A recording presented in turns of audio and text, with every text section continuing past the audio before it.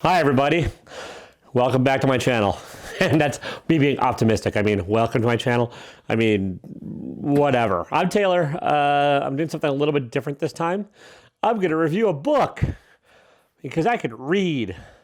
And I challenged myself to read 20 books this year. This is the first one. And yes, I know I'm already behind at this rate. So don't judge me, internet. Don't judge me. Or judge me, whatever. Because I'm about to judge the hell out of this book. Gideon the Ninth. Wait, hang on. Gideon the Ninth. Gideon the Ninth by Tamsyn Muir. It's lesbian necromancers in space. At least that's what the tagline says, and that would have been a whole lot more entertaining than what this book actually was. But yeah, anyways, let's get into it. I'll do non-spoilers at first, and then I'll do spoilers. I'll put a notice up somewhere and let you know when the spoilers will be so you can, stop watching if you actually want to read this thing. So, yeah. What can I say about this book? It sure is a book.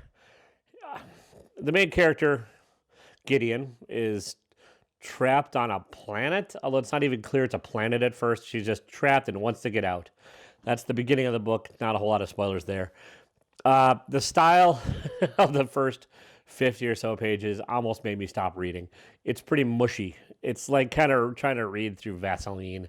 The language is flowery for no real reason and unclear, and the spelling, they add vowels to things, like they spell feces with an O. I don't know why. But yeah, Gideon's wants to be a fighter, so she's trying to break out of somewhere to go be a fighter, a warrior. So instead, she gets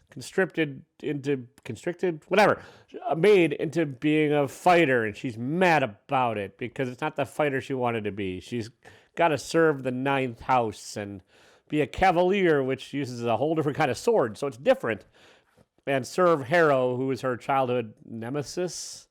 They don't really get into why for a whole long time. It's why they're nemesis, whatever the hell the plural is. I went to art school, not English school. So, take this review for whatever it's worth. Anyways, yeah, that's the beginning. It's not really spoiling a whole lot. Gideon's an interesting character. She's funny. She's sarcastic. She's pretty well written. Harrow is angry and mad and the enemy throughout the book, although they're forced to work together for a common good and try and save the dead universe or something. They get sent to a planet. There's other necromancers, like a fuckload of them. Oh yeah, I'm gonna swear through this review. There's swearing in the book too, so fucking deal with it. And that's where the book kind of falls apart. There's there's a whole lot of characters in this book, and they're all interchangeable.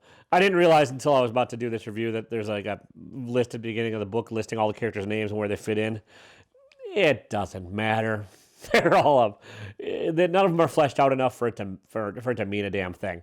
So it's just kind of, they're there. Each house has two. There's a cavalier, which is what Gideon is. She protects Harrow for some reason, even though Harrow's a necromancer and can raise the dead. So somehow needs a swords person to protect her. And she's the ninth house, that's the ninth house, which is the last house.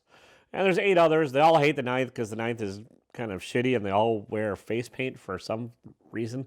So they're in skull face paint. They're all getting together. It's clear as mud. A lot of this book is unclear. There's a plot. It's like a Harry Potter wizarding tournament with undead and death and murder, but it's not super clear why. Even like everyone wants to become a lictor, and that's about as unspoilery as I can get right now. The strengths of the book are the character. Gideon's fun. She's entertaining. She's, well written, and the story's told from her point of view mostly. And yeah, she's sarcastic. She has some genuinely funny jokes that are told. And yeah, it's a fast-paced romp-ish kind of. It was an enjoyable read. I read it in about a week, and there's a sequel. I might read it, but it's not at the very top of my list. That's about it for the non-spoilery part. Let me just dive into the spoilers. Okay, so this wizarding tournament. There's 9 houses. They're all trying to compete to become a lictor to serve the undead emperor for some reason, which they still don't make clear. They don't really tell you where you are. They don't really explain that it's all on planets. There's no exposition dump at all, which I kind of enjoyed, sort of, but there should have been a few more hints as to what in the absolute hell was going on at times, and also like more motivational hints. You don't find out until about 3/4 of the way through the book why Gideon is prisoner on the first planet and why she's kind of salty and angry, and also why Harrow hates her. They don't really go into it at all. There's not even really hints as to like a reason behind it that would give it a little bit of value later on. Like the payoff is like, oh, okay, I guess. Thanks for explaining it, but we're almost through this damn book, and there was no reasoning up until this that, explain this. So take that for what it's worth. And yeah, the other 8 houses, they're all you could get rid of half of them, or you could add more. It doesn't matter. Each house has their own undead power, but they don't really go into that other than with like jumbo mumbo science. And yeah, like Harrow can raise skeletons from little knuckle bones and stuff, and the other ones can like siphon soul powers off each other. And here's the thing: one of them has to learn how to do all the other shit to become the ultimate necromancer. I know it's shocking, isn't it? So that's it. And then there's a big battle at the end with a fairly predictable villain. And the villain, even though it's written, the whole thing struck me as like a CGI battle at the end of a DC Universe movie where you just don't really give a shit. It's kind of like, oh, a big, weird-looking thing you're fighting, and that goes on for like, it feels like an eternity. I think it's about 25 pages of describing this unwinnable fight that gets won with a sacrifice. Sorry, spoilers. There's a sequel, so, at great cost comes great responsibility with great power. I don't know, whatever, It's not horrible. I give the book probably about a B- on the patented Taylor scale, which is pretty much like grading things, you would a paper. If I were to write it up on Goodreads, I'd probably give it 3 stars because they don't do the half stars. And that's, I think, where I found this thing. Was recommended on Goodreads, which in itself says something because Goodreads is kind of a lump of shit. There's good and bad on there, but it's God damn it, that site frustrates me. That's another video. Yeah, I will leave an affiliate link below if you want to purchase it through Amazon and feel like reading it. It's not bad. You might get more mileage out of it than I would. I was expecting more of a space operatic romp, just given the description. Like lesbian necromancers in space. Sounds like a nice 50s B movie-ish thing. The lesbian thing doesn't really factor into it one way or the other. The character's lesbian. Okay, there's that. There you go. That's about as much as that's addressed, really. Necromancer, there's a lot of that. A lot of horror-ish body element kind of stuff. And space. They're on a planet. I guess it's space. They don't really go into space except for a shuttle explodes in space somewhere that doesn't involve the main character. But it could have if she was going to be on the shuttle. And then the Emperor King's hiding somewhere in space for some reason. There's a lot of dangling plots in this thing.